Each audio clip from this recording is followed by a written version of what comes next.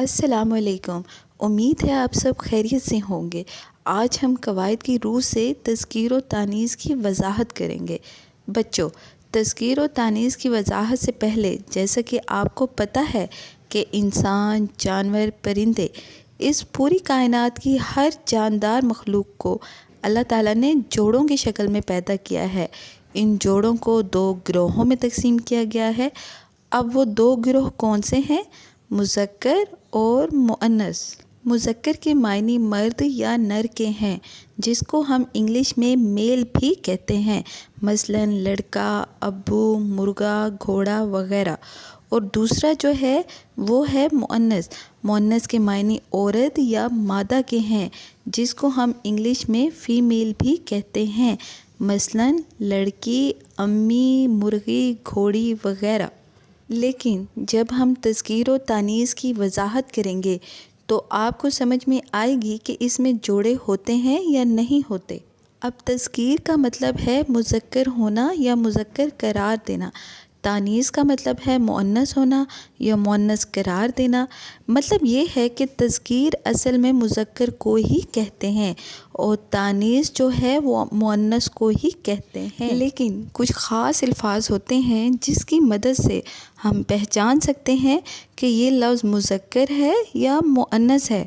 آج ہم ایسی چیزوں کی تذکیر و تانیث مذکر مؤنث کے بارے میں پڑھیں گے جو بے جان ہوتی ہیں۔ ایسی بے جان چیزوں کو ہم غیر حقیقی اشیاء بھی کہتے ہیں۔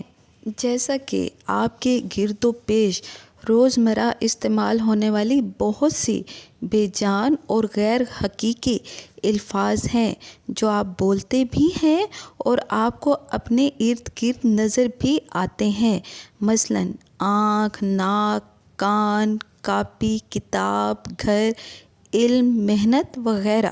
اب اس سے آپ کو پتہ چلتا ہے کہ تذکیر و تانیث میں جوڑے کا تصور نہیں ہے۔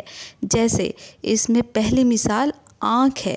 اگر ہم کہتے ہیں کہ آنکھ مؤنث ہے تو اس کا مذکر کوئی بھی نہیں ہے، بلکہ کوئی بھی اسم یا لفظ یا تو مذکر ہوتا ہے یا مؤنث ہوتا ہے۔ اور جملے میں اس لفظ کے لیے استعمال ہونے والے امدادی الفاظ کے ذریعے ہم اس لفظ یا اسم کا مذکر یا مؤنث ہونا پہچان سکتے ہیں۔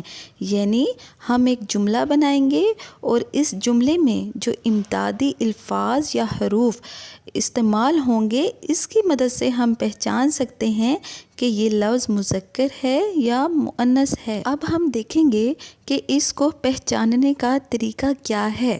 اب پہچاننے کا طریقہ یہ ہے کہ حروف اضافت کے ذریعے یا امدادی افعال کے ذریعے۔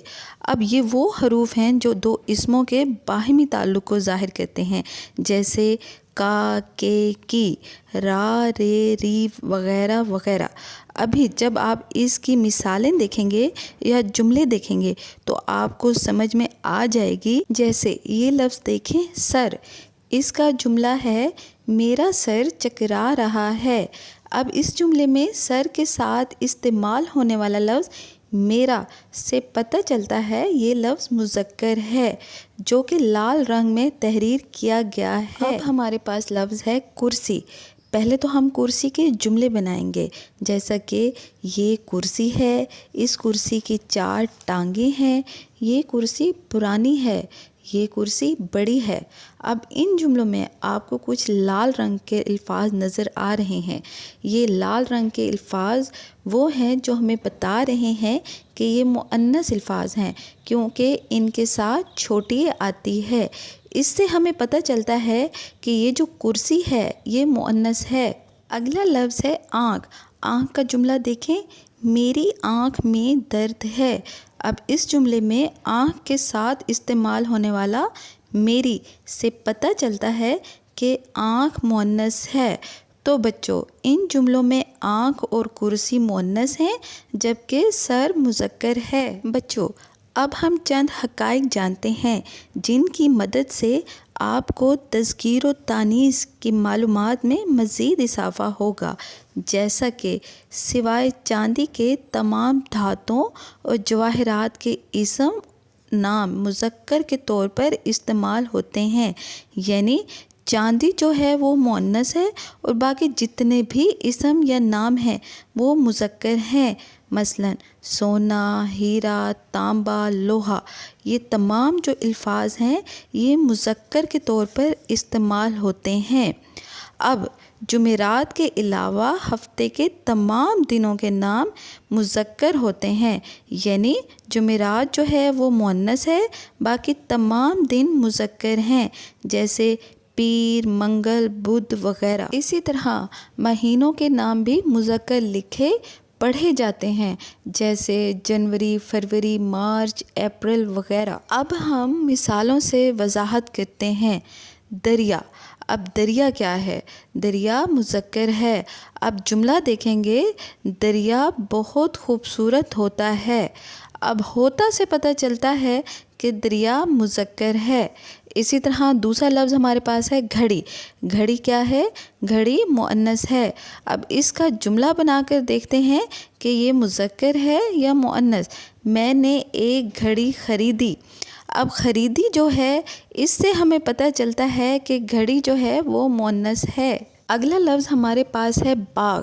تو بچوں باغ کا جملہ بنا کر دیکھتے ہیں کہ باغ مذکر ہے یا مؤنث ہے۔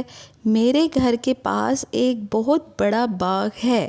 تو بچوں بڑا سے پتہ چلتا ہے کہ باغ جو ہے وہ مذکر ہے۔ اسی طرح کچھ اور الفاظ ہم دیکھتے ہیں، جیسا کہ ہمارے پاس لفظ ہے آگ۔ تو پیارے بچوں آگ مؤنث ہے۔ اسی طرح سے جھیل جو ہے وہ بھی مؤنث ہے، اور دن جو ہے وہ مذکر ہے۔ پیارے بچوں رات بھی مؤنث ہے۔ اسی طرح سے چائے بھی مؤنث ہے۔ امید ہے پیارے بچوں آج کا سبق آپ کو سمجھ میں آیا ہوگا۔ اگر آپ کو ہماری ویڈیو پسند آئی ہو تو ہمارے چینل کو سبسکرائب کرنا مت بھولیے گا۔ اللہ حافظ۔